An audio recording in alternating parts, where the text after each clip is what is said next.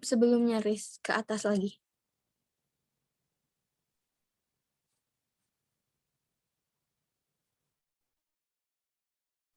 Better presentasi masing-masing ya setelah ini ya, tapi pastikan bahwa semuanya sudah siap. Kalau merasa bahwa menggunakan handphone bisa, pakai handphone nggak masalah, kayak gitu loh, ya.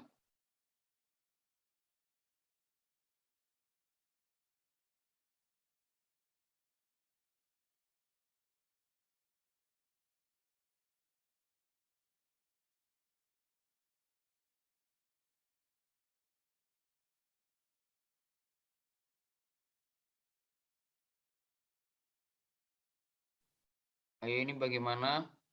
Atau yang lain dulu? Ocha dulu mungkin Ocha. Sebentar, Pak. Nurwahyu ini bisa share sendiri enggak?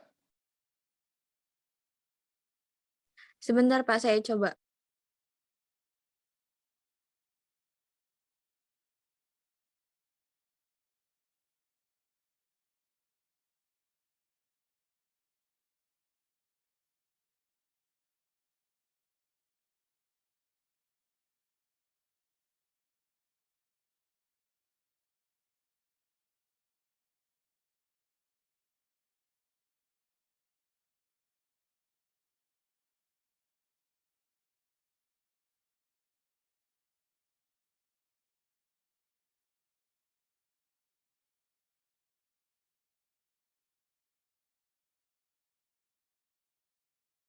Mohon maaf Bapak, next dulu aja Pak.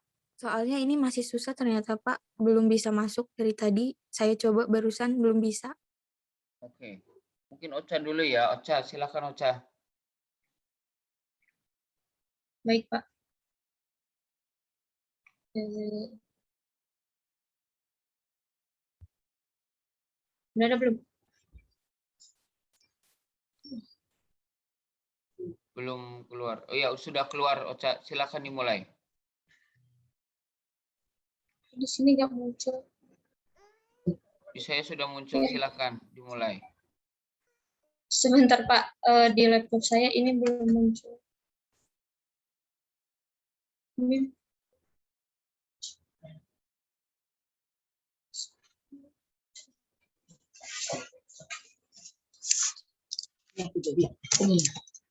Off cam kan dulu.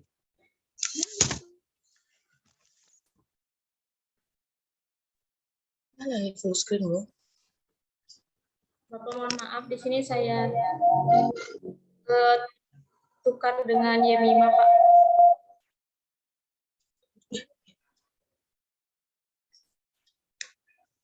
Tunggu. Oke gini. Saya bener. Biar enggak.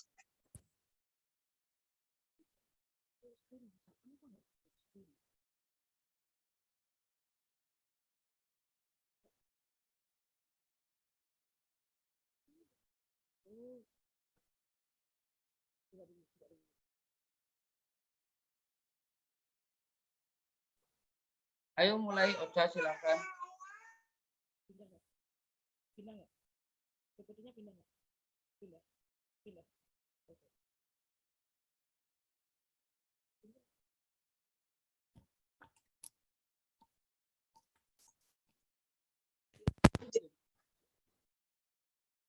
Yuk. Bismillahirrahmanirrahim. Assalamualaikum warahmatullahi wabarakatuh. Waalaikumsalam warahmatullahi wabarakatuh. Di sini saya akan mempresentasikan hasil outline saya yang berjudul pengaruh pasien riwayat perokok terhadap keefektifan jalan nafas pasca anestesi umum di Rumah Sakit X. Yang akan dibahas dalam PPT ini yaitu pertama adalah latar belakang, rumusan masalah dan tujuan penelitian, kerangka teori dan kerangka konsep, dan yang terakhir itu metode penelitian. Yang pertama, untuk latar belakang, anestesi umum merupakan suatu tindakan yang bertujuan menghilangkan nyeri, membuat tidak sadar, dan menyebabkan amnesia yang bersifat reversibel dan dapat diprediksi. Komponen anestesi yang ideal terdiri dari hipnotik, analgesia, dan relaksasi otot. Di antara ketiga komponen tersebut, pilihan anestesi ditentukan oleh beberapa faktor, termasuk usia, jenis kelamin, jenis operasi, status permintaan pasien. Oleh karena itu, persiapan yang kurang baik akan berakibat pada berbagai permasalahan dan ketidaksesuaian setelah operasi. Pasca anestesi, khususnya anestesi umum, merupakan suatu tahap yang tidak jarang menimbulkan masalah yang serius yang bila tidak ditangani dengan baik dapat menimbulkan kematian. Ketidakefektifan jalan nafas pasca anestesi, khususnya anestesi umum inhalasi, sangat dipengaruhi oleh keadaan sistem kesehatan paru. Beberapa kelainan sistem pernafasan seperti obstruksi jalan nafas atau keadaan yang dapat mengakibatkan obstruksi jalan nafas, infeksi jalan nafas, serta gangguan-gangguan lain yang dapat menghambat pertukaran gas, emfisema, dan bronkitis kronis. Selanjutnya, hal ini perlu diantisipasi dan ditangani dengan baik agar tidak terjadi kegawatan nafas. Salah satu faktor yang diyakini berpengaruh terhadap keadaan kelainan sistem pernafasan seperti bronkitis kronis dan emfisema paru adalah faktor rokok. Bahan-bahan kimia dari rokok selain bersifat toksis terhadap jaringan syaraf, meningkatkan tekanan darah, menimbulkan penyakit jantung koroner, juga menimbulkan berbagai penyakit paru. Dampak yang ditimbulkan pada saat pemberian anestesi dapat terlihat pada saat setelah operasi. Dampak tersebut antara lain yaitu hipoksia. Hipoksia merupakan keadaan di mana terjadi penurunan pemasukan oksigen yang ke jaringan sampai di bawah tingkat fisiologi meskipun perfusi jaringan oleh darah memadai. Hipoksia dapat terjadi karena defisiensi oksigen pada tingkat jaringan. Akibatnya, memperoleh oksigen sehingga metabolisme sel akan terganggu. Selanjutnya, sekalipun bukti-bukti yang menunjukkan hubungan erat antara merokok dan kanker maupun penyakit saluran pernafasan dan kardiovaskuler sudah demikian banyaknya, ternyata jumlah perokok masih tetap banyak. Dampak ketidakefektifan jalan nafas pasca anestesi, khususnya anestesi umum, merupakan suatu tahap yang tidak jarang menimbulkan masalah yang serius bila tidak ditangani dengan baik, akan menimbulkan kematian. Komplikasi yang terjadi pasca anestesi juga sangat kompleks. Meskipun teknik anestesi modern dapat mengurangi komplikasi pasca anestesi dapat dikurangi, tidak bijaksana untuk berasumsi bahwa komplikasi ini tidak akan terjadi. Pemberian anestesi, khususnya anestesi umum inhalasi, pada pasien perokok mempunyai risiko yang cukup besar. Berkaitan dengan efektivitas jalan nafas, sehubungan dengan produksi mukus yang berlebih. Halo, Ocha? Yemima ya? Yemima dulu ya? Ada suaranya, ya? Ini siapa sih? Yemima apa Ocha? Halo? Halo? Ocha, Pak. Oke. Iya, Pak. Di presentasi Ocha pakai punyanya Yemima begitu. Iya, Pak. Oh, iya. Ya, saya lemot, Pak. Oke. Bermasalah. Kurang Iya, turun kayaknya kameranya, nggak kelihatan mukanya. Nah, masa saya cuma lihat ujung kerudungnya doang? Di sini nggak lihat nih. Oke, yuk lanjut. Agak cepat ya, bagian pendahuluan jangan terlalu panjang. Saya sudah berikan contoh bagian pendahuluan hanya 1 slide. Oke, Ya, Pak. lanjut. Selanjutnya itu rumusan masalah. Bagaimanakah analisis pengaruh pasien riwayat perokok terhadap keefektifan jalan nafas pasca anestesi umum di Rumah Sakit X? Untuk tujuan penelitiannya, dilakukannya penelitian ini adalah untuk dapat mengetahui perbandingan pengaruh riwayat perokok terhadap keefektifan jalan nafas pasca anestesi umum di Rumah Sakit X. Yang selanjutnya yaitu kerangka teori. Di kerangka teori, pertama mengobservasi pasien riwayat perokok yang akan dilakukan tindakan operasi anestesi umum. Selanjutnya, anestesi umum sendiri memiliki kontraindikasi, yaitu diantaranya pasien dengan kelainan jantung, pasien dengan kelainan hepar, pasien dengan kelainan ginjal, pasien dengan kelainan paru, dan pasien dengan kelainan endokrin. Lalu, saat setelah pasien keluar dari ruang operasi, pasien dipantau di ruang recovery room. Jika ada tanda dan gejala seperti di bawah ini, yaitu batuk tidak efektif, tidak mampu batuk, sputum berlebih, mengi atau wheezing, dan bronhi kering. Dan yang terakhir mekonium di jalan nafas atau neonates. Maka pasien kemungkinan mengalami ketidakefektifan jalan nafas. Jika pasien sudah mengalami gejala dan tanda tersebut, maka pasien harus diberi tindakan yang lebih lanjut agar tidak timbul komplikasi seperti hipoksemia, gagal nafas, perubahan pola nafas.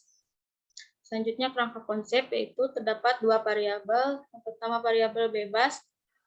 Variabel bebasnya yaitu anestesi umum atau general anestesi, dan variabel terikatnya yaitu tidak efektifan jalan nafas. Selanjutnya metode penelitian.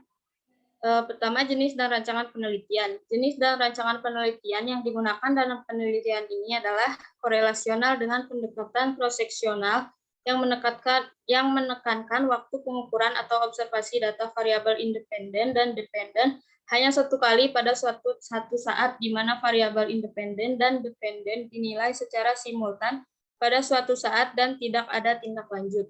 Untuk teknik pengambilan sampelnya dalam penelitian ini adalah non-probability sampling dengan teknik kuota sampling, yaitu penetapan subjek berdasarkan kapasitas atau daya tampung yang diperlukan dalam penelitian. Maka untuk mendapatkan korelasi antara variabel dilakukan uji statistik Spearman rank secara komputerisasi. Selanjutnya variabel penelitian. Variabel dalam penelitian ini adalah variabel bebas atau variabel independennya, yaitu pasien yang menjalani operasi dengan anestesi umum. Yang variabel terikat atau variabel dependennya yaitu pasien dengan ketidakefektifan jalan nafas. Selanjutnya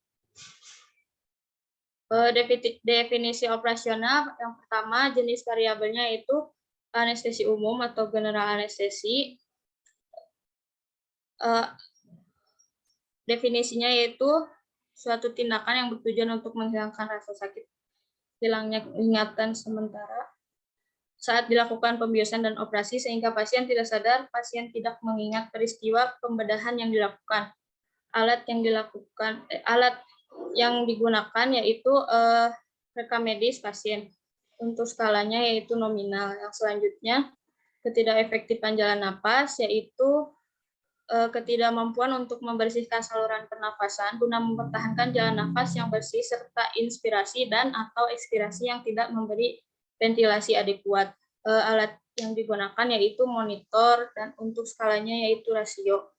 Yang ketiga, perokok, yaitu menurut WHO untuk sekarang adalah mereka yang merokok setiap hari untuk jangka waktu minimal 6 bulan selama hidupnya.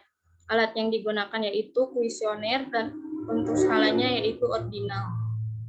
Selanjutnya, metode pengumpulan data. Pada penelitian ini akan dilakukan pengumpulan data melalui dua cara, yaitu metode sekunder. Pasien akan dilakukan tindakan operasi anestesi umum atau general anestesi diambil melalui data rekam medis pasien.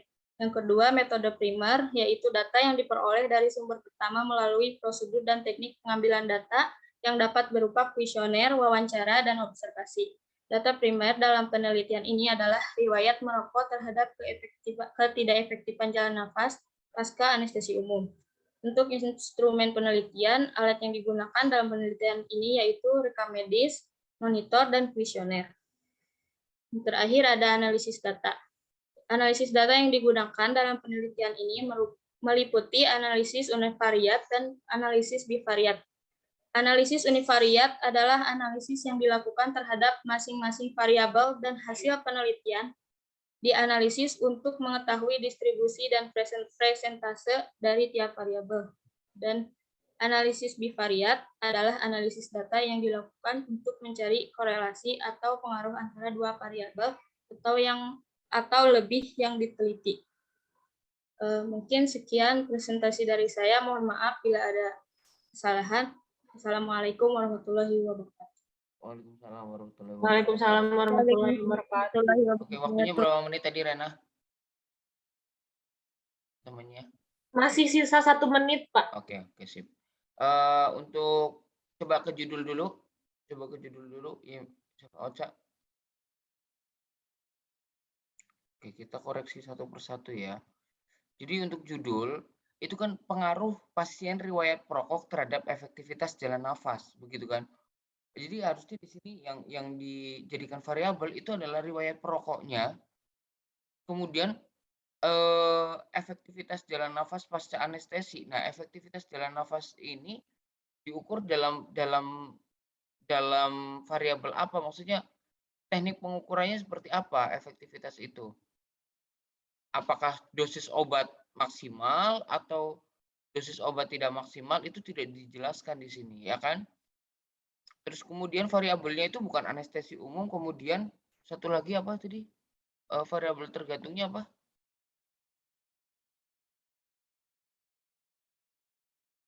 Tidak efektif. Nah, tidak efektif dan efektif itu parameternya apa? Variabel itu haruslah sesuatu yang bisa dihitung. Haruslah sesuatu yang bisa dinilai. Oh, ini efektif karena apa? Oh, ini tidak efektif. Karena kalau seperti ini, apalagi di definisi operasional, ngomongin definisi operasional itu spesifik pada penelitianmu. Misalkan seperti ini, anestesi perokok bukan menurut WHO, ini bukan definisi umum, tapi definisi menurut penelitian kamu. Perokok dalam penelitian ini ialah seseorang yang menggunakan rokok selama kurang dari 6 bulan dan akan melakukan tindakan operasi. Nah, itu definisi operasional penelitian kamu. Paham? Kalau definisi, semua orang juga cari perokok adalah di Google juga ada. Tapi di sini definisi operasional adalah definisi atau pengertian dari apa yang mau kamu operasikan, operasional, apa yang akan kamu ambil di sini. Ya, definisi operasional itu lebih seperti itu. Kemudian untuk latar belakang ini terlalu panjang, 3 slide karena contoh saya hanya 1 slide, ya kan? Kemudian ke bawah lagi, variabel masih salah total karena variabel pengganggunya justru adalah perokok, tapi tidak muncul di sini. Ya. Kemudian variabel tergantungnya itu tidak keefektifan. Nah, ngomongin efektif dan tidak efektif itu dilihat dari apa? Tidak bisa diukur, tidak bisa dihitung di sini. Dari mana coba efektivitasnya? Kecuali kamu ngomong efektivitas obat dari ini adalah efektivitas dari obat ini itu misalkan kamu ambil sputum pasiennya, kemudian kamu ukur kadar obat dalam plasmanya atau ambil sampel darahnya, kemudian kamu ukur kadar obat pada waktu tertentu, temporary dari onset sampai durasi. Nah, itu baru bisa dihitung namanya efektif atau tidak efektif. Dari mana kamu mengukur efektivitasnya? Oh, ini efektif kayaknya deh. Oh, ini tidak efektif. Ini parameter yang tidak bisa dihitung karena penelitian itu harus jelas parameter yang bisa dihitungnya tuh seperti apa. Tapi overall idenya bagus. Dalam artian ini betul-betul penelitian anestesi. Kebanyakan kemarin dari kelas 11 saya agak sedikit emosi dari kelas 11 karena apa? Semuanya membahas seksio sesaria dan dan apa? Parameternya itu ke keperawatan umum bukan keperawatan anestesi. Paham? Tapi ini sudah cukup bagus. Idenya bagus, tempatnya bagus, tapi sayangnya definisi operasional dan penentuan variabelnya kurang tepat. Ya. Oke. Itu variabelnya harus bisa dihitung. Ya. Kalau itu menggunakan kuesioner, apakah efektivitas suatu pengobatan bisa dilihat hanya dengan kuesioner? Apakah pasien tahu apakah obatnya efektif atau tidak dengan kuesioner? Berbeda ya. Karena penelitian kalian itu jelas berhubungan dengan dosis, nyawa, dan segala macam. Ya kan, efek samping dan segala macam. Kalau dengan kuesioner, Bapak gimana? Masih merasa pusing? Oh, tidak. Misalkan kayak gitu. Nah, itu artinya efektif atau tidak? Nggak bisa kayak gitu. Ya. Jadi, penentuan variabelnya kurang tepat. Ya. Oke, terima kasih. Selanjutnya Yemima aja kali ya, biar satu laptop masih masih jalan. Yemimanya ada nggak? Ada Pak. Ada Pak. Ada, nggak ketiduran kan Yemima? Lanjut, gas.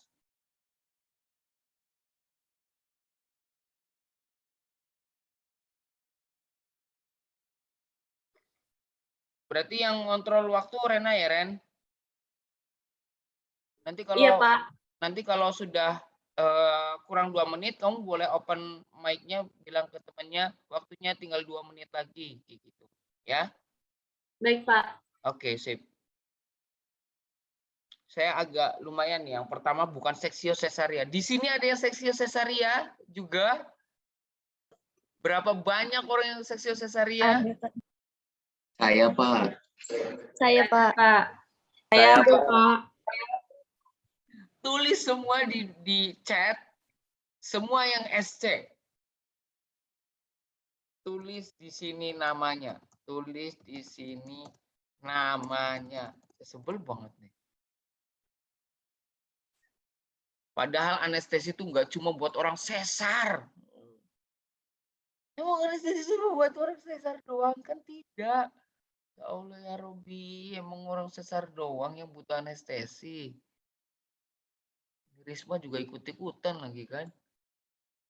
Rizky, Santika. Rena bukan seksio sesaria kan, Ren? Bukan, Pak. Nah, untung aja tuh. Lama-lama aku sesar kalian semua nih, cewek-cewek. Seksio sesaria semua. Oke, ya Mima. Ya, sip. Kita lihat. Hadir, Pak. Ya. Nah, ini cakep nih, judulnya keren-keren nih, nggak kayak kelas. Kelihatan nggak itu apa? Sesinya Kelihatan. punya Yemima. Udah, Rifki. Kelihatan. Ya, silakan Kelihatan, Yemima kelihatan. dimulai. Baik, selamat pagi. Saya akan melakukan presentasi dengan judul Mima, saya manajemen kameranya anestesi. agak turunin sedikit, boleh nggak? Nah, gitu jadi kelihatan gitu kan. Ya, lanjut. Udah. Oke. Manajemen anestesi pada pasien preeklamsia dengan penyakit penyerta hipertensi. Lanjut.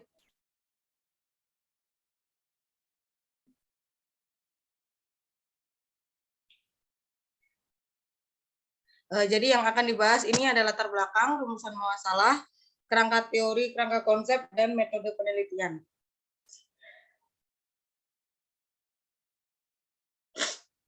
Lanjut. Preeklamsia sendiri adalah sebelumnya Rifki.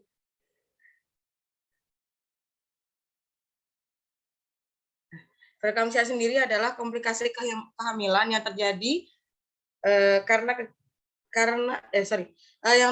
yang dapat menjadi kegawatan pada waktu timbul gejala-gejala neurologis seperti nyeri kepala yang menetap dan berat, kebutaan dan kejang disertai dengan hipertensi dan proteinuria pada akhir kehamilan. Kejadian yang bisa menjelaskan gejala neurologis preeklamsia berat dan eklamsia adalah adanya sindrom ekamlopati posterior. Dia reversibel dan pada saat kejadian kenaikan tekanan darah. Pemahaman fisiopatologis harus diketahui secara cermat dan teliti. Dengan memahami patofisiologi dari preeklamsia ini sangat berkaitan sekali dengan kepentingan bagi ahli anestesi, yang mana menjadi modal awal sebelum memilih apakah akan melakukan dengan anestesi regional atau anestesi umum untuk melakukan terminasi kehamilan pada pasien dengan preeklamsia berat. Lanjut.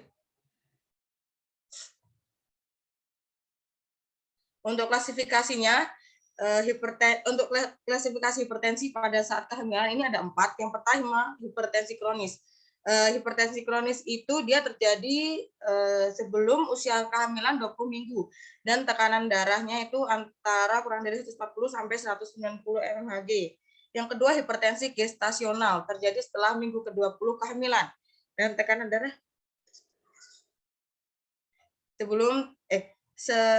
kurang dari 160 sampai 110 mmHg. Untuk yang ketiga, hipertensi dan proteinuria atau hipertensi dari disfungsi organ. Dia setelah 20 minggu kehamilan pada wanita yang sebelumnya normotensi. Peningkatan tekanan darah sekitar 160 sampai 110 mmHg. Dan yang terakhir, superimpose preeklamsia pada hipertensi kronis. Ini muncul antara minggu ke-24 sampai ke-26 kehamilan yang berakibat kelahiran preterm dan pertumbuhan janin terhambat. Lanjut.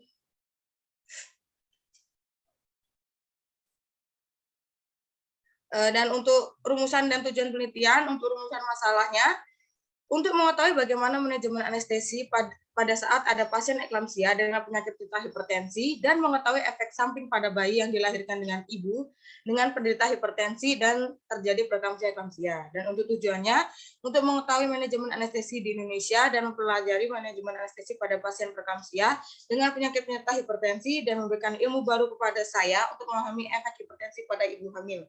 Lanjut. Dan ini untuk kerangka teorinya, jadi preeklamsia ini dibagi menjadi dua, ada ringan dan berat. Untuk yang berat, dia bisa langsung meninggal di tempat. Dan untuk ringannya, dia eklamsia, dia bisa hidup. Tetapi saat dia hamil lagi, dia bisa mengalami solusi plasenta 2,5%, preeklamsia 22%, dan eklamsia 1,9%. Dan bisa melahirkan bayi dengan kondisi PJT atau UGR. Lanjut.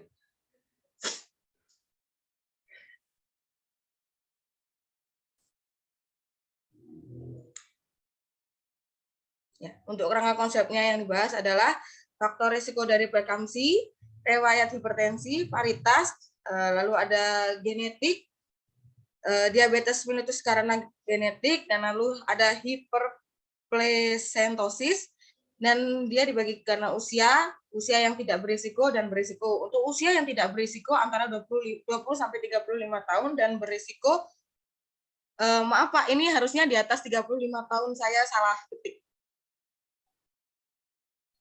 Lanjut.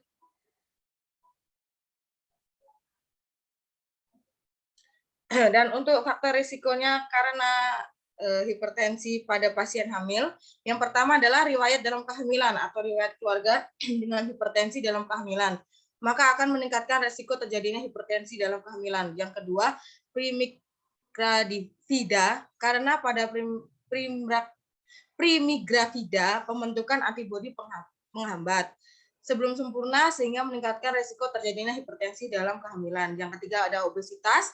Yang keempat, kehamilan ganda atau gemeli. Hipertensi dalam kehamilan lebih sering terjadi pada wanita yang punya bayi kembar atau lebih. Dan yang terakhir, riwayat penyakit sebelumnya meliputi hipertensi kronis, diabetes mellitus, penyakit ginjal atau penyakit degeneratif seperti rheumatoid, artritis atau lupus. Lanjut. Dan untuk jenis penelitian yang digunakan adalah analitik kuantitatif dengan desain case control, yaitu suatu rancangan epidemiologis yang mempelajari hubungan antara paparan dan penyakit dengan cara membandingkan kelompok kasus dan kelompok kontrol berdasarkan status dari ibu hamil dengan preeklamsia dengan penyakit penderita hipertensi di rumah sakit X. Dan untuk teknik pengambilan sampelnya, jenis pengambilan sampel yang saya gunakan dalam penelitian ini data sekunder dan data yang didapat secara tidak langsung dari objek penelitian. Dan diambil dari catatan rekam medis dan register ibu hamil, nomor responden, rekam medis, tanggal lahir, usia, persalinan, yang medis, paritas atau riwayat obstetrik, dan preeklamsia sebelumnya, diabetes mellitus, obesitas, dan hipertensi kronik. Lanjut. Dan untuk prosedur penelitian, ada 11 step yang saya gunakan. Yang pertama, melakukan uji proposal. Yang kedua, melakukan perbaikan dan mendapatkan persetujuan melalui data. Yang ketiga, penyusunan penelitian. Yang keempat, kasus dikonsultasikan. Yang kelima, membandingkan dengan data-data. Yang keenam, penyusunan perencanaan. Dan yang ketujuh, pelaksanaan. Ke-8, membandingkan pelaksanaan dan teori. Ke-9, evaluasi pekerjaan. 10, melakukan konsultasi kepada pembimbing. Dan yang ke-11, perbaikan kembali. Lanjut.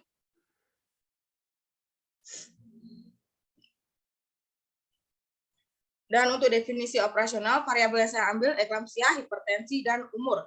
Untuk definisi sendiri dari eklamsi, kejadian kejang sampai koma yang terjadi pada ibu hamil. Untuk definisi hipertensi, tingginya tekanan darah pada pasien, dan untuk umur,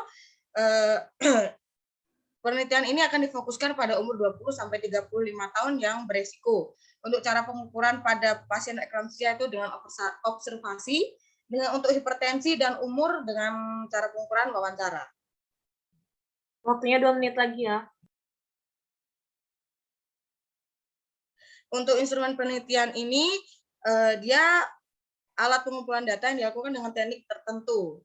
Digunakan untuk pengumpulan data adalah format pengumpulan yang meliputi nomor responden, nomor rekam SDIK, tanggal lahir, usia, tanggal persalinan, diagnosis medik, preeklampsia atau tidak, riwayat obstetri, riwayat preeklampsia sebelumnya, diabetes mellitus, obesitas, dan hipertensi kronik. Sedangkan kredibilitas data untuk membuktikan kualitas data atau informasi, yaitu mengumpulkan data yang diperoleh dalam penelitian sehingga menghasilkan validasi data yang sesuai dengan cara melakukan literatur review. Lanjut. Ini daftar pustaka yang saya gunakan, jurnal-jurnal. Terakhir. Lanjut. Ya, sekian dari saya. Terima kasih. Oke, terima kasih Mbak Yemima. Halo, Mbak Yemima. Iya Iya. Pak, tadi pilek Menghilang. sebentar. Ini dulu Pak, PowerPoint-nya dimunculkan lagi. Saya belum koreksi, sudah di-close. Rifki. Ini Rifki yang itu ya, operator ya? Iya. Bentar, Pak. Oke. Tombol share screen-nya hilang, nggak tahu kemana ini ya. Oh, ini. Nah. Oke, jadi penelitian ini adalah membahas penelitian tentang preeklamsi dengan anestesi. Ya. Manajemen anestesi pada pasien preeklamsi. Nah, sebenarnya kalau bicara tentang manajemen anestesi pada pasien eklamsi, ada pemilihan anestesi tertentu yang tidak diperkenankan untuk pasien hipertensi enggak sih sebetulnya? Yang sangat beresiko. Apa Di sini Pak? kamu Mohon diulangi Pak. enggak, kamu menguji apanya saja ini? Metodenya pakai apa? Observasi. Iya, observasi Pak. Observasi pada pasien eklamsi yang diberikan anestesi begitu. Iya. Pakai foam berarti. Halo? Iya Pak. Terus itunya bagaimana? Cara apa saja yang akan kamu ambil dari data ketika ada orang mau di anestesi, kemudian dia preeklamsi, data apa yang mau kamu ambil? Nanti kan diobservasi Pak. Kan kemarin saya ada pengalaman waktu praktek itu ada pasien preeklamsi. Dia sito dan ya mungkin dengan observasi Pak yang didapat mungkin nanti kalau tekanan darahnya tinggi, terus nanti obat-obat yang digunakan kayak mengurangi tekanan hipertensinya pas operasi dengan GA mungkin kalau eklamsi. Jadi harusnya kayak gini. Penelitian ini harusnya ini kan case control ya. Iya. Case control berarti harus ada kasusnya dulu, kemudian case control itu bisa kamu ambil dari literatur dulu, bisa ambil dari kasus yang ada, tapi secara tidak langsung kamu tuh harus sudah punya parameter yang akan kamu nilai. Apa itu?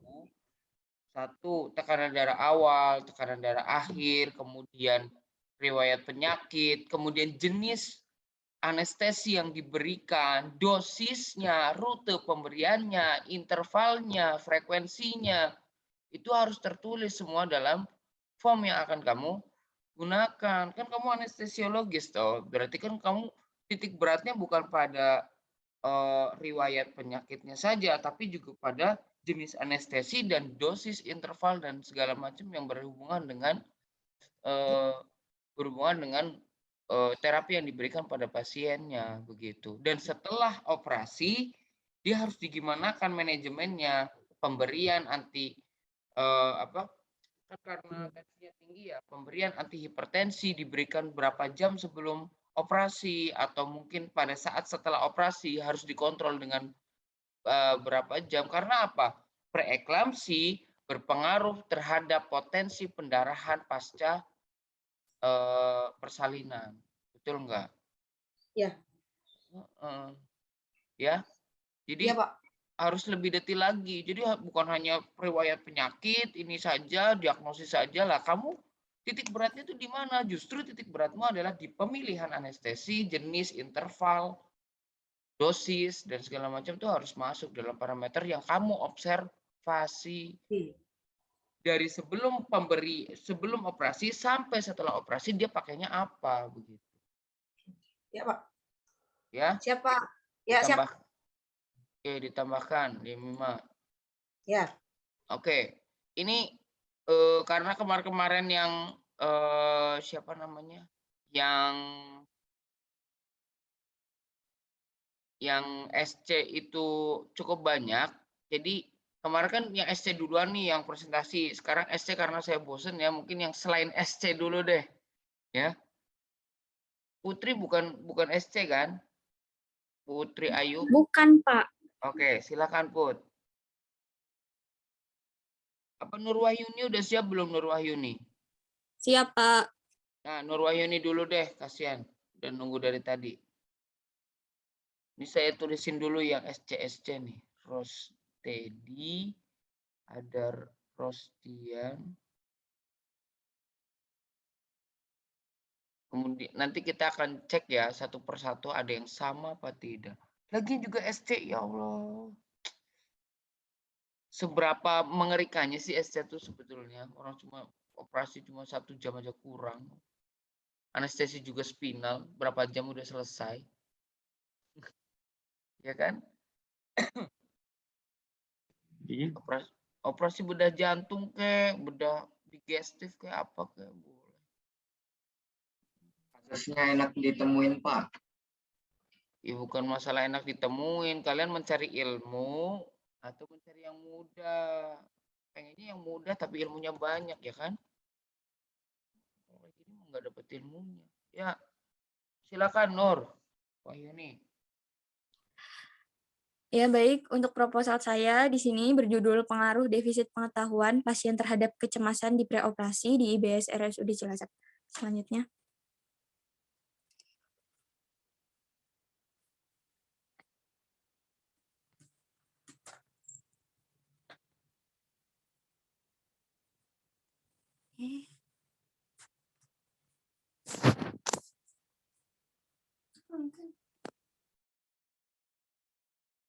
Kok malah close kayak gini lagi?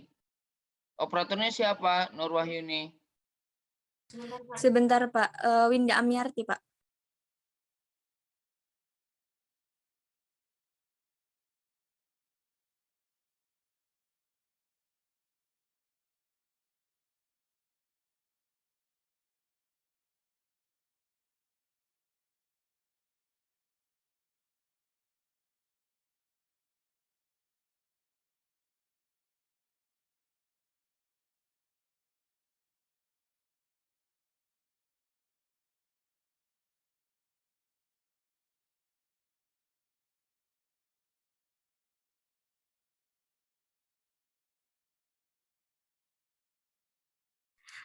Baik, untuk isian dari outline ini ada latar belakang, rumusan masalah, dan tujuan, kemudian kerangka teori, konsep, dan juga metode penelitian.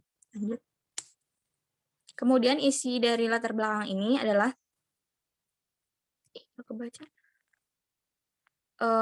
operasi atau pembedahan merupakan salah satu tindakan medis yang penting dalam pelayanan kesehatan dan bertujuan untuk menyelamatkan nyawa, mencegah kecacatan dan komplikasi menurut Armiah dan Arif 2014. Prosedur operasi akan memberikan suatu reaksi emosional bagi pasien seperti ketakutan atau perasaan tidak tenang, marah, dan kekhawatiran menurut Viantis. Persiapan mental merupakan hal yang tidak kalah penting dalam proses persiapan operasi karena mental pasien yang tidak siap dapat mempengaruhi kondisi fisiknya. Masalahnya, mental yang biasa muncul pada pasien preoperasi adalah kecemasan. Kecemasan adalah suatu kondisi yang sering dialami oleh pasien. Kecemasan itu sendiri adalah keadaan emosional seseorang yang tidak menyenangkan untuk memiliki perasaan negatif dan bersumber dari dalam atau luar individu. Karena jika kecemasan berlangsung untuk waktu yang lama, maka akan menimbulkan ketegangan. Ketegangan ini akan merangsang sistem saraf otonom yang berlebih, hasilnya bisa mengganggu atau melukai organ-organ vital tubuh tertentu. Kemudian, pengetahuan atau knowledge adalah hasil penginderaan manusia atau hasil tahu seseorang terhadap suatu objek melalui panca indera yang dimilikinya. panca indera manusia guna penginderaan terhadap objek yakni penglihatan, pendengaran, penciuman, rasa, dan peraba. Pada waktu penginderaan untuk menghasilkan pengetahuan tersebut mempengaruhi oleh intensitas perhatian dan persepsi terhadap objek. Pengetahuan seseorang sebagai besar diperoleh melalui indera pendengaran dan indera penglihatan. Selanjutnya. Kemudian untuk rumusan masalah sendiri, apakah hubungan antara defisit pengetahuan dengan kecemasan, kemudian apa saja penyebab kecemasan pada pasien saat di preoperasi, kemudian bagaimana cara menilai kecemasan pasien. Kemudian untuk tujuannya, untuk mengetahui apakah ada hubungan antara defisit pengetahuan pasien terhadap kecemasan di preoperasi. Kemudian selanjutnya. Untuk definisi defisit pengetahuan sendiri adalah ketiadaan atau kurangnya informasi kognitif yang berkaitan dengan topik Langsung tertentu saja dengan ke kerangka teori. Kalau yang kayak gini-gini definisi-definisi nggak usah, lanjut ke kerangka teori. Selanjutnya, defisit pengetahuan. Kemudian terjadilah kecemasan di preoperasi. Kemudian kecemasan ini dia bisa terjadi kecemasan ringan, sedang, dan juga berat. Dan satu lagi adalah panik. Kemudian faktor-faktor yang mempengaruhinya adalah bisa terjadi karena takut terhadap nyeri, kematian, ketakutan karena ketidaktahuan prosedur operasi, atau ketidaktahuan apa yang akan dilakukan saat di intra. Kemudian takut akan terjadi kecacatan dan ancaman lain yang dapat berdampak pada cedera tubuh. Kemudian kerangka konsepnya adalah variabel bebas defisit. Variabel bebasnya adalah defisit pengetahuan. Kemudian karena itu tadi faktor yang mempengaruhi takut terhadap nyeri, kematian, takut tentang ketidaktahuan, takut akan terjadi cacat atau ancaman yang lain, terjadilah variabel terkaitnya adalah kecemasan. Kemudian lanjut untuk metode penelitiannya, jenis penelitiannya adalah penelitian ini merupakan penelitian jenis kuantitatif dengan metode deskriptif, yaitu untuk bertujuan mendeskripsikan atau memaparkan peristiwa-peristiwa penting yang terjadi pada masa kini. Deskripsi peristiwa dilakukan secara sistematis dan lebih menekankan pada data faktual daripada penyimpulan. Kemudian untuk teknik pengambilan sampelnya, penelitian ini menggunakan pendekatan desain penelitian cross-sectional, adalah jenis penelitian yang menekankan waktu pengukuran atau observasi data variabel independen dan independen yang hanya satu kali pada suatu saat. Kemudian lanjut. Kemudian di sini ada kriteria inklusi. Ada pasien bersedia dijadikan sebagai responden, pasien yang akan melakukan operasi, kemudian pasien dengan umur 17-60 dengan status fisik ASA 2, kemudian untuk kriteria eksekusinya pasien yang tidak bersedia menjadi responden, kemudian pasien merasa tidak nyaman.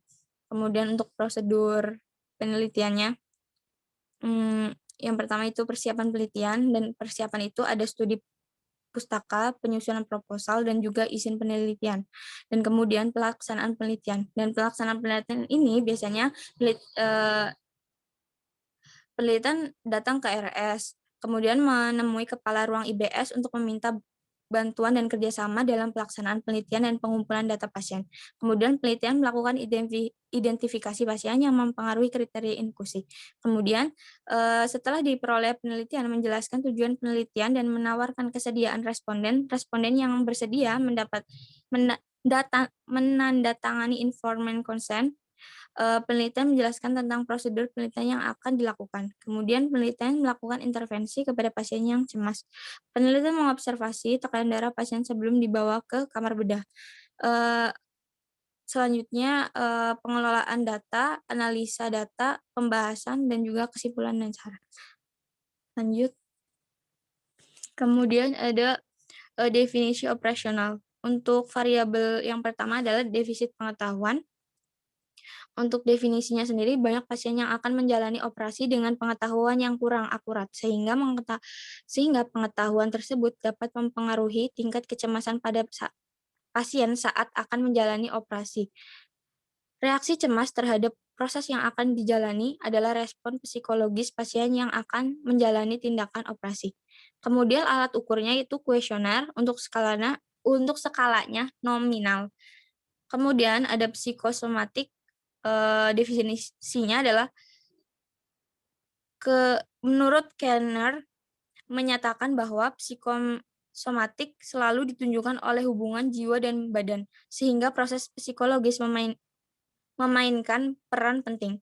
Aspek-aspek psikologis seperti kepercayaan dan pola pikir yang tidak sehat akan mempengaruhi pada munculnya berbagai penyakit fisik. Untuk alat ukurnya observasi, untuk skalanya nominal. Kemudian ada HARS atau lanjut aja lah. Definisinya adalah menurut Menit lagi. Kausar Ghost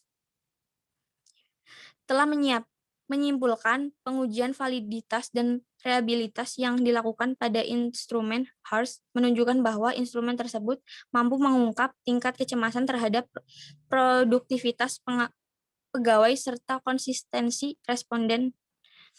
Untuk alat ukurnya adalah observasi, untuk skalanya interval. Kemudian ada daftar pustaka di sini. Sekian presentasi dari saya. Terima kasih. Wassalamualaikum warahmatullahi wabarakatuh. Waalaikumsalam warahmatullahi Waalaikumsalam wabarakatuh. warahmatullahi wabarakatuh. Untuk siapa nih? Namanya tadi siapa? Siapa? Nur Wahyuni, Pak. Nur Wahyuni, panggilannya Ayu. Hah? Oh, panggilannya Ayu, jauh sekali ya. Ya. Ayu. Nur Wahyuni. Oh, Wahyu mungkin ya. Ayuni. Ya, oke. Ini saya pertanyaannya adalah di mana letak anestesi berperan di sini sebetulnya? Halo. Jadi Apa kecemasannya, Pak. bedanya? Pertanyaan saya adalah apa bedanya? Apakah penelitian ini bisa dilakukan oleh orang non anestesi? Contohnya keperawatan umum. Pertanyaan saya itu.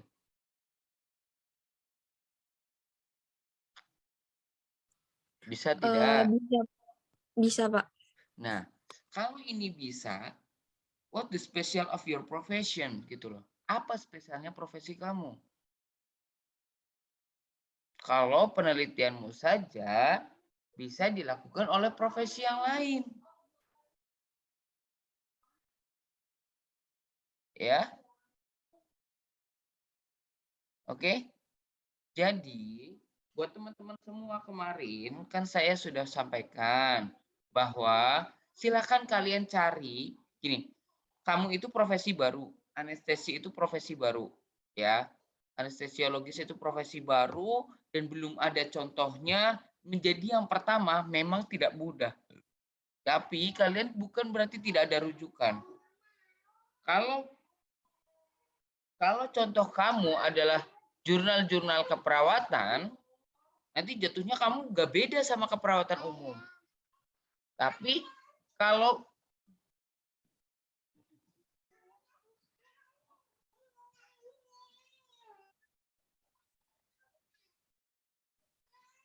sebentar ya. Ya sebentar. Iya, Pak. Oke, dilanjut dulu presentasinya boleh ke Putri Ayu dulu. Oke, silakan.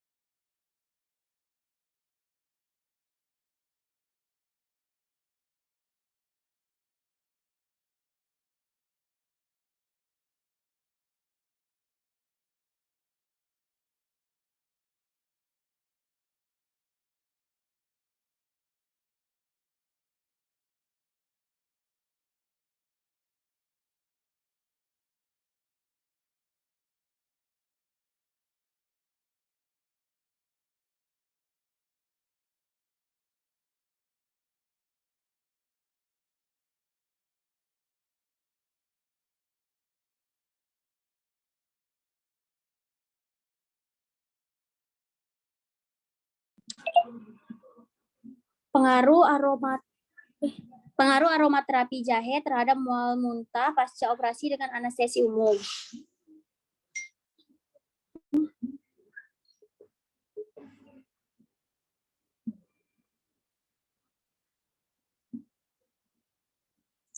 Untuk latar belakangnya, mual muntah pasca operasi atau yang biasa disingkat dengan post operasi nausea and vomiting merupakan dua efek yang tidak menyenangkan bagi pasien pasca anestesi atau pembedahan.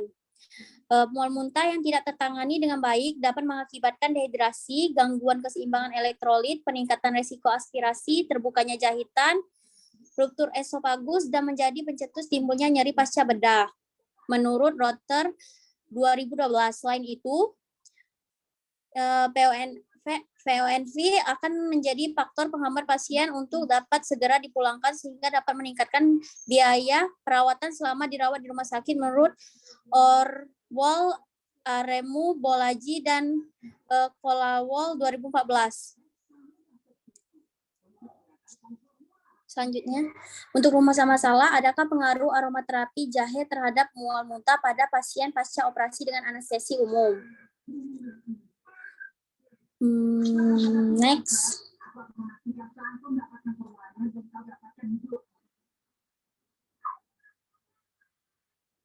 Next, Rena.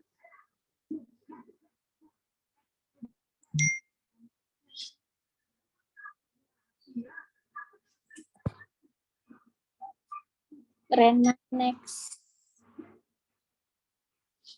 Untuk tujuan penelitian, tujuan umumnya untuk mengetahui pengaruh aromaterapi jahe terhadap mual muntah pada pasien pasca operasi dengan anestesi umum. Tujuan khususnya yang pertama untuk mengidentifikasi kejadian mual muntah pasca anestesi dengan anestesi umum. Yang kedua untuk mengidentifikasi pengaruh aromaterapi jahe terhadap mual muntah pada pasien pasca operasi dengan anestesi umum. Selanjutnya, next. Untuk manfaat penelitian, yang pertama secara teoritis dapat digunakan sebagai penambah wawasan atau pengetahuan bagi peneliti khususnya mengenai mual muntah pada pasien pasca operasi. Untuk secara praktis, masyarakat khusus, responden, dan keluarga memberi gambaran bahwa pasien pasca operasi akan mengalami mual muntah. Bagi pengembang ilmu dan teknologi kepenataan anestesi, yaitu menambah wawasan ilmu dan teknologi terapan khususnya di bidang kepenataan anestesi dalam mengatasi kejadian mual muntah pasca operasi. Bagi penulis, memperoleh ilmu dan pengalaman dalam menerapkan hasil riset kepenataan anestesi khususnya tentang studi kasus pengaruh aromaterapi jahe terhadap mual muntah pada pasien pasca operasi dengan anestesi umum. Next.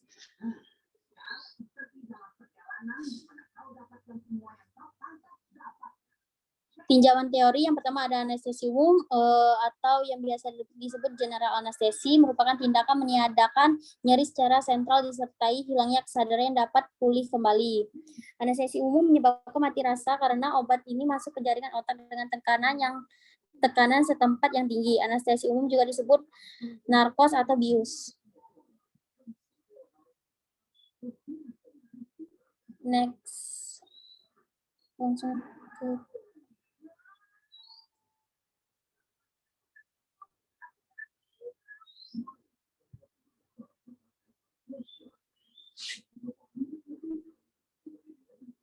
Rena, next.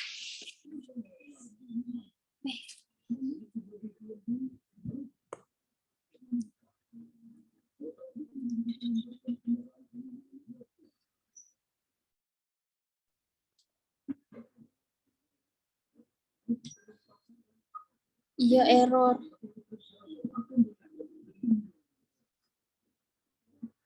Pak, wifi-nya Rena error. Pak. Pak.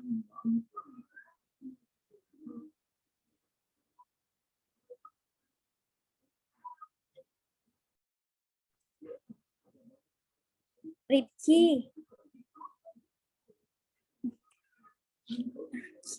Kenapa ini? Itu tolong. Share screen.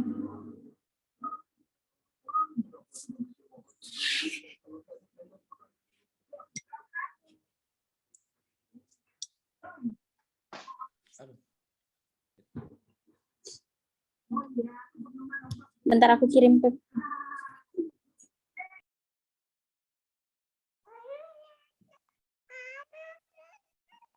Ini jatuh. Ambil.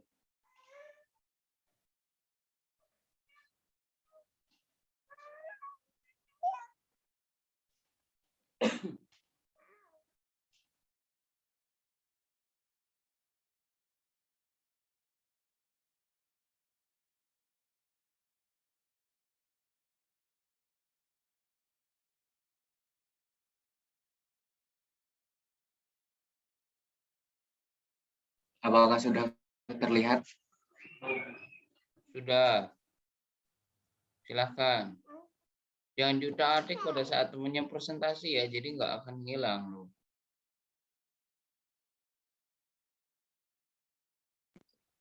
Next, Put, Rich. lanjut, Put. Terus langsung komplikasi yang bisa terjadi karena anestesi umum Langsung yaitu ke kerangka teori saja. Kalau pendahuluan Ya. lagi Rifki. Nah, kerangka teori yang pertama anestesi umum terjadinya mual muntah, sehingga mual muntah bisa disebabkan oleh faktor intubasi, anestetik dan obat anestesi. Next. Kerangka konsepnya mual muntah bisa disebabkan oleh dua faktor. Yang pertama faktor anestesi dan yang kedua faktor pembedahan. Faktor yang mempengaruhi terjadinya efek anestesi dan pembedahan yaitu penggunaan opioid pasca bedah, yang kedua durasi pembedahan, yang ketiga jenis pembedahan. Next. Untuk hipotesanya, berdasarkan kerangka teori dan kerangka konsep, peneliti mendapatkan hipotesis sebagai berikut. Yang pertama, HA ada hubungan antara pasca operasi dengan mual muntah. HO-nya ada hubungan terjadinya mual muntah dengan jenis anestesi dan jenis pembedahan.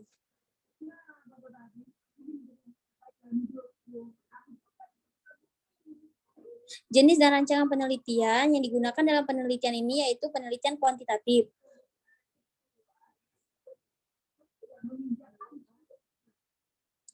Untuk lokasi dan waktu penelitian, lokasinya di Rumah Sakit Umum Daerah Martapura. Penelitian ini dilakukan pada bulan Desember tanggal 20 2021 sampai 20 Mei 2022.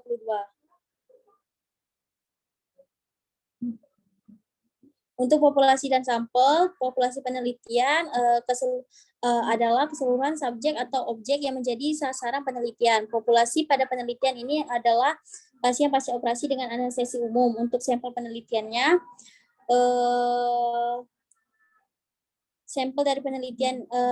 sampel dari penelitian adalah waktu populasi yang diteliti. Sampel dari penelitian ini adalah sebagai berikut. Yang pertama ada kriteria inklusi. Pasien yang bersedia untuk menjadi responden, pasien pasca operasi dengan anestesi umum. Untuk kriteria eksklusi adalah yang pertama, pasien yang tidak bersedia menjadi responden.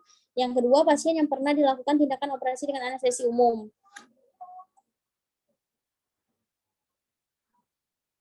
Untuk variabel penelitian, variabel bebas yaitu adalah anestesi umum. Untuk variabel terikatnya adalah pengaruh mual muntah pasca operasi dengan anestesi umum.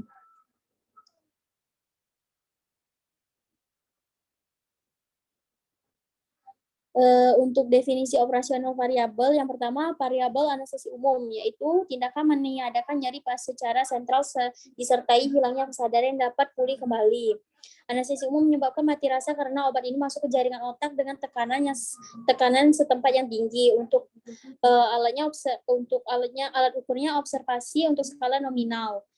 Yang kedua, variabel mual muntah merupakan salah satu komplikasi yang paling sering terjadi pada pasien yang menjalani operasi dengan anestesi umum. Untuk alat ukurnya kuesioner untuk skala rasional. Next, untuk instrumen penelitian yang digunakan oleh peneliti ini untuk mengobservasi, mengukur atau menilai suatu fenomena. Pada penelitian ini menggunakan lembar kuesioner sebagai instrumen penelitian. Untuk jenis dan teknik pengumpulan data, dilakukan dengan menggunakan kuesioner untuk mengetahui kejadian mual muntah pasca operasi. Untuk analisa data, menggunakan analisis univariat dan analisis bivariat.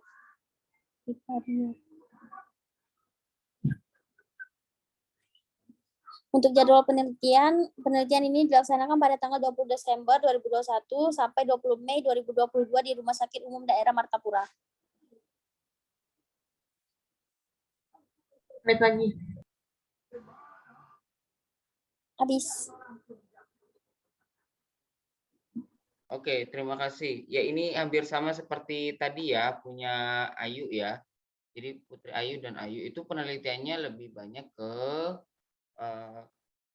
secara umum gitu, keperawatan umum ya. Jadi memang eman-eman banget loh. Kemarin kan saya share beberapa jurnal dengan harapan rujukan kalian adalah rujukan dunia, karena memang kamu mau cari dimanapun se-Indonesia Raya, penelitian-penelitian anestesi juga nggak ada baru gitu ya kan, jarang sekali. Jadi kamu harus merujuk pada penelitian dari luar negeri seperti itu. Nah, cuman yang jadi masalah adalah kalian tidak menggunakan rujukan tersebut untuk penelitian kalian, justru kalian mengadaptasi penelitian keperawatan secara umum untuk dianestesikan seperti itu, ya kan?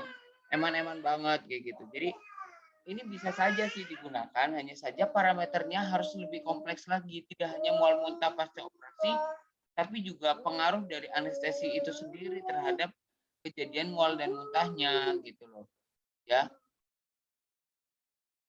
Oke.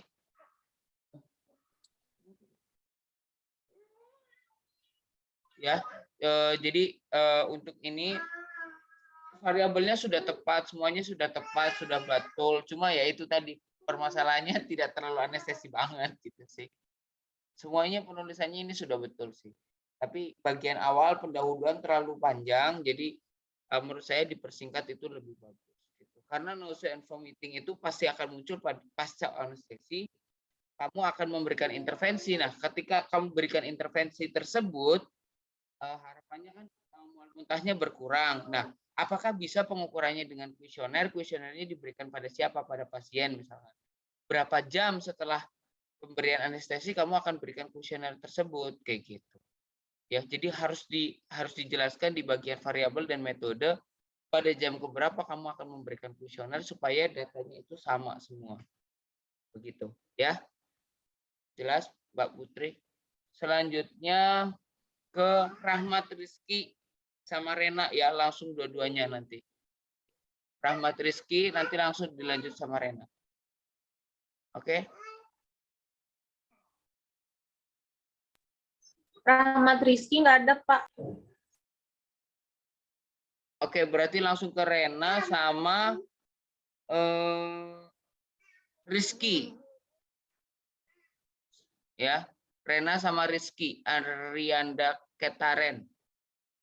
Ya, yang SC nanti dulu ya, Rifki dan kawan-kawan nanti terakhirannya karena kalian akan disesar bersama ya. Oke.